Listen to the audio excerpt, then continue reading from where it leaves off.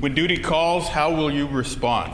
Well, Matthew Shorting and Jonny Meikle know the answer. At 12 a.m. on Sunday morning, they saw an intoxicated man harassing an innocent bystander on a bus here in Winnipeg, peppering him with racial slurs. Now, when the intoxicated man pulled out a knife about to stab this innocent bystander, Matthew jumped up to intervene, and then Jonny Spartan kicked this guy backwards.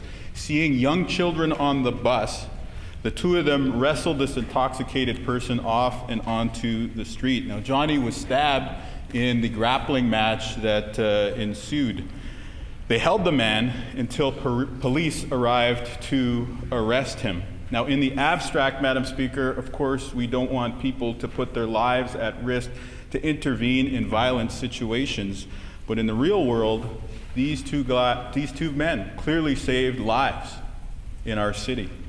Now, Matthew works with educators and with young people, talking about his own experience coming out of the child welfare system and going to become a man who is empowered and in charge of his own destiny today. Jonny is a veteran of the Afghan War who recently marked 1 year of sobriety.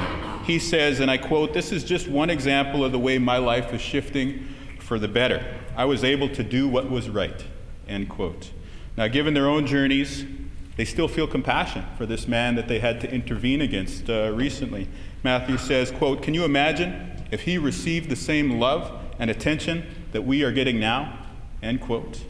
So I wanted to take time today in front of all our colleagues to thank these two young men, to say miigwech for being heroes, miigwech for answering the call of duty, and miigwech for never forgetting that true warriors are guided by love for every single person in our community. I would ask the Premier and all of our colleagues today to rise and pay tribute to these fine young men.